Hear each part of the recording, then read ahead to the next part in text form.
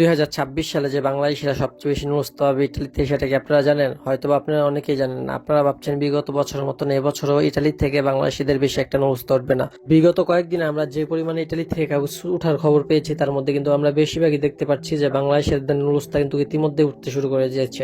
এগ্রিকালচারের অনেকগুলো নুরস্ত উঠে গেছে, স্পন্সরে এখনো কোনো নুরস্তা না উঠলেও কিন্তু এগ্রিকালচারে ভালো পরিমাণে বিভিন্ন শহর থেকে উঠতেছে।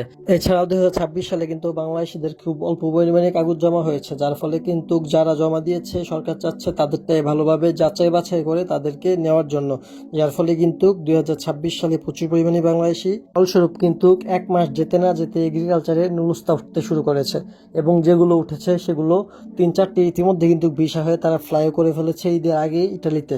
সো ইটালিতে যারা আসতে যাচ্ছেন 2026 সালে যারা অ্যাপ্লাই করতে পারেননি, তারা 27 সালে অ্যাপ্লাই করতে পারবেন, এটা যেমন সত্য। আবার এই আশা করি যদি আপনারা বসে থাকেন সেটা আপনাদের ভুল প্রমাণিত হতে পারে, কারণ ধীরে ধীরে ইতালির নিয়ম কিন্তু আগের থেকে কঠোর থেকে কঠিন হচ্ছে, কিন্তু যারা আবেদন করছে তাদেরটা আবার উঠছে যদি ঠিকঠাক সময় মতো পড়ে এবং যদি মালিক সঠিক থাকে। আমাকে গতকালকে একজন পাঠাইছিলেন, নুরুস্তা পাঠাইছিলেন, আপনাদের আবেদনটাই পড়ছে, আপনার যে পাঠাইছিলেন তার আবেদনটাই পড়ছে হচ্ছে 36 মিনিটে, 9টা 36 মিনিট এগ্রিকালচারের। সো এই নুরুস্তাটাতে এটা এই রিসিভারটা থেকে কিন্তু কখনোই নুরুস্তা উঠবে না, এটা কিন্তু বাস্তব ঘটনা।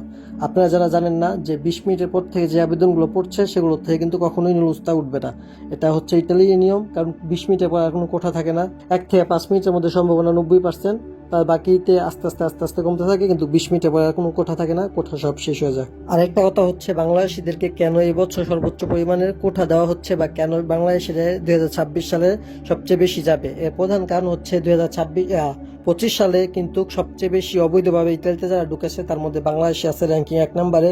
সর্বমোট 60,000 লোক ঢুকেছিল, তার মধ্যে 40,000ই বাংলাদেশি, যার ফলে ইতালি সরকারও বুঝতে পেরেছে যে বাংলাদেশিদের কিন্তু খুবই আগ্রহ ইতালি নিয়ে, এবং বাংলাদেশিদের কিন্তু ইতালিতে অনেক সুনামও আছে, বিভিন্ন খাদ্যে তারা কাজ করে কিন্তু বাংলাদেশের সুনাম বয়ে আনছে, যার ফলে কিন্তু ইতালি সরকারও বুঝে গিয়েছে যে আসলে এরা ভালো কাজ করে এবং ভালো ভালো একটা পরিমাণের ট্যাক্স কিন্তু তারা প্রত্যেক বছর সরকারকে দিয়ে থাকে, যার ফলে সরকারও চাচ্ছে যাতে বাংলাদেশিরা বৈধভাবে ইটালিতে এসে ঠিকঠাক মতো কাজ করতে পারে।